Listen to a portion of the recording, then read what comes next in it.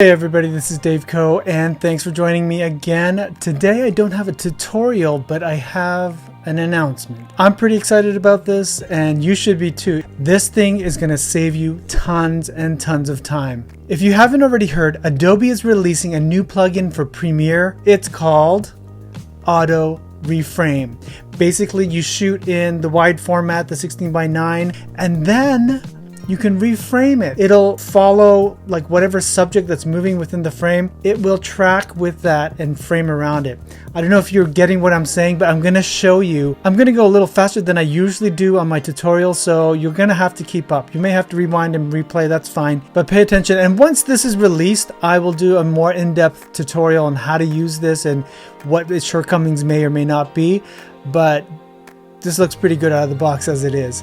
Before we start, I'd love it if you would give a thumbs up if you like this. If you really like it, then subscribe to the channel if you're not already subscribed. That would really help me a lot in terms of getting in front of other people, new audience who are interested in learning how to do video and photo and all these creative things. And if you share it, I would be even more grateful. So without further ado, let's start this video. Okay, so Auto Reframe is very cool, especially for those people who are creating content for social media platforms. So basically it's using its AI to reframe a 16:9 regular horizontal shot video into Instagram or for mobile phone vertical framing. It's incredible. So this is the effect. So when you lay it out on the timeline, you can just basically grab the plugin from your presets in your video effects and just plop it on top of your video, and it'll make it into a vertical video or into a square for Instagram, and it automatically centers the footage. I'm not sure what it's using for its AI, if it's face detection or whatever, but it centers it, and depending on how quickly the subject is moving, you could send it to a slower motion or a faster motion, and it'll track the motion and center it. And it creates these keyframes, but you can go in and manually change them if you don't like the way that the AI has set it. And not just to a clip, you can actually apply it to a full sequence. So if you have edited all your stuff and you know that you want to take this whole edit, you don't have to nest it and all that stuff. Basically, you can just apply it to the full sequence. Basically, you just select your sequence, apply the auto reframe, and then pick your aspect ratio. Simple as that, create. And it will analyze the sequence and basically reframe everything, create a new sequence in the aspect ratio that you chose. And you can do this to a bunch of different aspect ratios. It'll create a new sequence for, say you wanted to make an Instagram one that's square. You can create a square 1:1. And since there's faster motion in this, we are choosing the faster motion motion preset, so that it can analyze the motion going across the screen and move quite quickly.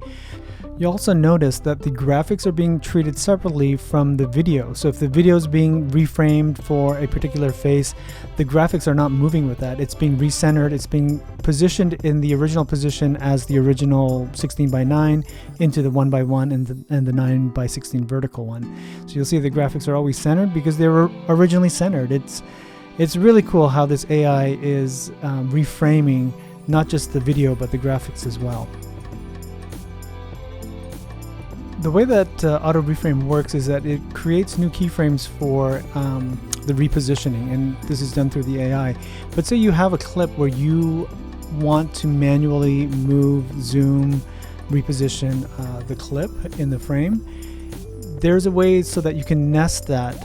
It can be nested in the comp, so when Auto Reframe goes through it, it doesn't rewrite over it. So you basically just go through the same process, pick your aspect ratio, and then there's a clip nesting. Just choose nest clips, and it won't touch the keyframes that you created for that particular clip.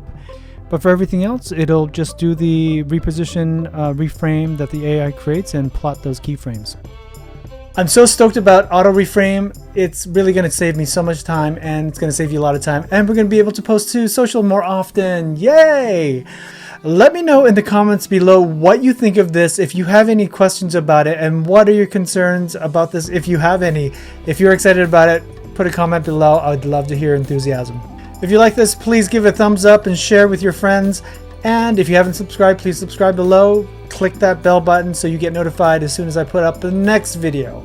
Until next time, I will see you guys later. Ciao!